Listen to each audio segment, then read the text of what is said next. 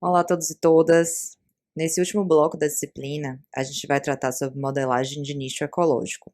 E nessa aula, vamos falar um pouco sobre definições de nicho ecológico, diagrama de Bann, dualidade de Hudson, diferentes abordagens de nicho, de modelos de nicho ecológico, a aplicabilidade desses modelos e o que seria de fato a modelagem de nicho ecológico correlativa, que é o foco dessa aula.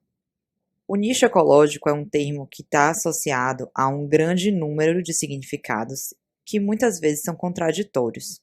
Devido a isso, as discussões em torno do termo nicho ficou muito em torno das discussões teóricas do que seria de fato o nicho, e poucos trabalhos ali pelos anos 80, início dos anos 90, foram feitos em relação a questões empíricas. A volta do termo nicho se deu devido à ampla disponibilidade dos bancos de dados online, por exemplo, com os dados do GBIF, que tem os registros de ocorrência, os dados do WorldClean, que são variáveis ambientais no espaço geográfico, o site da IUCN e da ADW, que tem várias informações disponíveis sobre características funcionais das espécies, características demográficas e assim por diante. Hoje, muitos conceitos de nicho são aceitos. A escolha vai depender da questão principal do seu estudo. Um dos conceitos mais aceitos, que mais se discute na literatura, é o conceito de nicho de Hudson, ou nicho hudsoniano, que seria a soma de todos os fatores ambientais que atuam sobre a espécie, um espaço ocupado dentro de um hipervolume n-dimensional. Então, aqui seriam algumas dimensões, por exemplo, o fator y pode ser precipitação, outra dimensão, temperatura, outra dimensão, propriedade do solo, e nesse centro estaria definido o nicho ecológico de uma espécie.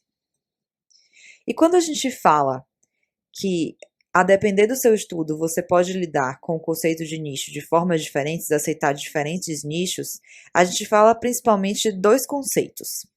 O conceito de nicho grineliano, que foca nos requisitos de sobrevivência de uma espécie em um determinado ambiente. Ou seja, o ambiente ele vai determinar a sobrevivência da espécie. Já o conceito de nicho eltoniano foca nos impactos de uma espécie em seu ambiente. Então, a espécie está atuando sobre o ambiente. Aqui a gente lida mais com as questões de interações bióticas. E toda essa discussão de nicho e elementos do nicho, a gente pode visualizar nesse diagrama, que a gente chama de diagrama de Bann, um diagrama bastante famoso na literatura da teoria do nicho, em que o círculo que representa a letra A seriam todas as condições abióticas favoráveis para a ocorrência da espécie. O círculo azul, que seria a representação da letra B, seriam todas as condições bióticas favoráveis para uma espécie. Por exemplo, condições em que as espécies competidoras ou os predadores ou mesmo as espécies mutualísticas favorecem a sobrevivência e a persistência dessa espécie. Já a região M seria o espaço alcançável da espécie. A espécie ela consegue se locomover e dispersar dentro dessa região. A interseção dessas três dimensões do nicho seria o espaço ocupado, onde a espécie ela realmente ocupa, a área de ocupação da espécie. Já a letra GI, que seria a interseção de B e A excluindo M, seria o espaço inalcançável. É bioticamente e abioticamente favorável, mas existe alguma barreira geográfica em que a espécie ela não tem a capacidade de dispersar para essas regiões que são favoráveis tanto biótica quanto abioticamente. Toda essa região que seria favorável biótica e abioticamente seria o nicho existente, ou nicho potencial, que a espécie pode ocorrer, ela tem a capacidade, tem condições favoráveis para que ela ocorra. Aqui nesse diagrama de Bann, eu representei os círculos como presença e os triângulos como ausência. O círculo fechado seriam as populações de fonte, as populações que teriam alta taxa de natalidade maior do que a taxa de mortalidade. Já os círculos abertos serão representações de populações dreno, Aqui a gente lembra da dinâmica source sink, ou fonte-dreno, em que essas populações que ocorrem nessas regiões aqui, elas não têm uma taxa de natalidade tão alta, mas a taxa de mortalidade é alta. São condições que não são 100% favoráveis para a ocorrência da espécie, ou porque não é climaticamente favorável, ambientalmente favorável, ou porque são condições que não são bioticamente favoráveis. Então, há uma taxa de mortalidade muito grande. Só que essas populações, elas são reabastecidas pelas populações de centro, de fonte, que estão sempre mandando migrantes para essas regiões. Existem algumas regiões do nicho que não são ocupadas pela espécie. A gente diz que vai ter a ausência da espécie. E essa espécie ela pode ser ausente em regiões que são bioticamente favoráveis, mas não são abioticamente favoráveis ou não são em questão de movimento não é favorável, a capacidade de dispersão da espécie é limitada, ou mesmo no centro da distribuição, em regiões do espaço ocupado, pode ocorrer também essa ausência da espécie, por questões geográficas, digamos que a espécie ela resida em ambientes de topos de montanha, e na região de planície não vai ocorrer. A espécie não alcançou essa região e é uma região que ela é potencial para a espécie ocorrer, mas a espécie não ocorre.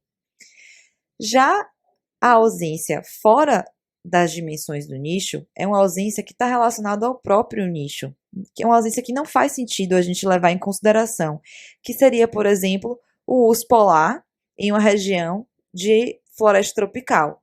Não faz sentido a gente colocar uma ausência, dizer que essa região ela apresenta ausência de urso polar, porque isso é óbvio. O diagrama de Ban ele pode ser visualizado em parte, tanto no espaço ambiental quanto no espaço geográfico. Eu digo em parte porque o diagrama de Ban é uma simplificação das dimensões do nicho, mas a gente pode tentar entender as dimensões do nicho nesses dois espaços. A ideia desses dois espaços é a ideia da dualidade de Hudson, em que há um espaço ambiental de combinações das variáveis climáticas ambientais que você escolheu para representar o nicho, e essa representação no espaço geográfico. Esses dois espaços eles são recíprocos. Então vamos por partes. Primeiro a gente tem aqui nesses pontilhados todas as condições ambientais existentes possíveis. E a espécie, a região onde a espécie ela pode ocorrer, está aqui dentro desse círculo roxo, que seria a representação do nicho fundamental da espécie. Mas perceba que esse nicho fundamental ele não é 100% ocupado, tem alguns espaços aqui em branco vazios. Isso porque tem algumas condições ambientais que atualmente simplesmente não existem. E aí que a gente vem com o conceito de nicho existente, ou nicho fundamental existente, que são condições que existem e que a espécie pode ocorrer nessa região.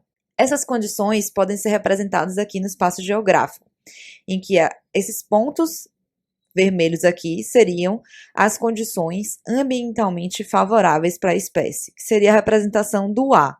Só que é ambientalmente favorável, mas existe também essas condições. Então, seria, na verdade, a representação do nicho potencial, o nicho existente. Quando a gente considera as interações bióticas, a gente está falando do nicho realizado, que seria esses pontos em azul. Os pontos em vermelho seria a representação do nicho existente. O azul, do nicho realizado. Logo, o nicho realizado seria aqui a representação do G0, em que há condições ambientais, os registros aqui em vermelho, e condições bióticas favoráveis. Essa região ela também apresentaria condições bióticas favoráveis para a espécie, porém ela não é alcançável. Só essa região aqui que é uma região alcançável, em que está dentro do círculo da dimensão m de movimento. Como esse é um espaço não alcançável, seria a representação do GI. Todas essas dimensões do nicho podem ser estimadas a partir de modelos de nicho ecológico. Um modelo de nicho ecológico correlativo ele vai correlacionar informações bióticas de registro de ocorrência com informações ambientais. vai descrever a natureza capturando os mecanismos implicitamente. Então, variáveis como interações bióticas ou de movimento é captado por esse tipo de ferramenta de forma implícita. Já o modelo mecanicista vai captar essas informações diretamente, a partir de fatores causais, de traços características da espécie, com base em uma teoria. Por exemplo, determinada espécie tem sua fisiologia ideal até ali os 30 graus. A partir dessa temperatura, há uma queda das funções fisiológicas até que ali em torno de 40 graus a espécie ela entra em morte térmica, por coma térmico. Se determinada região tem acima dessa temperatura, digamos que tenha 42 graus, essa região ela não é habitável para a espécie, ela não tem condições ambientais favoráveis. Então, existe uma teoria, existe um porquê por trás. E aí, no modelo mecanicista, mede-se diretamente esse fator. Além de fatores fisiológicos, podem ser medidos fatores de dinâmicas populacionais ou evolutivos e assim por diante. E o modelo de nicho híbrido combinariam as duas análises, tanto a correlativa quanto a mecanicista. Nesse curso, a gente vai tratar da modelagem correlativa, que é uma das ferramentas mais utilizadas e conhecidas para estimar o nicho ecológico e para projetar esse nicho no espaço geográfico. Os modelos de nicho ecológico eles têm diversas aplicabilidades, tanto aplicabilidades para questões evolutivas, como para questão de conservação e assim por diante. Pode, por exemplo, estimar a distribuição da espécie considerando os efeitos das mudanças climáticas, pode identificar áreas favoráveis para a reintrodução da espécie ou para a busca da espécie quando a espécie é rara e você precisa buscar novas regiões de coleta dessa espécie, ou, por exemplo, para estimar a probabilidade e o risco de extinção da espécie em determinadas regiões. A modelagem de nicho ecológico é uma ferramenta, uma metodologia que define o espaço de condições ambientais, que seria o espaço ambiental, o espaço E, descrevendo parte do nicho ecológico de uma espécie, considerando as N variáveis escolhidas. Então, a gente pode escolher, por exemplo, temperatura, precipitação, e lembrando que nicho é espécie específico. Então, se você está usando essa ferramenta para estimar o nicho de uma espécie, é o nicho da espécie, não para diversas espécies em um único modelo ou para populações ou subpopulações da espécie. O nicho ele pode ser projetado no espaço geográfico, que seria o espaço G. De uma forma resumida, eu trago aqui para vocês esse esquema do que seria a modelagem de nicho ecológico. Primeiro, a gente considera camadas ambientais, preditores ambientais, e os registros de ocorrência ou de ausência, pseudo-ausência, que eu vou explicar mais na frente, que seriam os dados bióticos de entrada para o modelo. Essas duas informações, elas são correlacionadas a partir de um algoritmo que gera um modelo. Esse modelo a gente precisa conferir para ver se teve uma boa previsibilidade, que vai ser a etapa da validação, para então a gente projetar esse modelo no espaço e no tempo.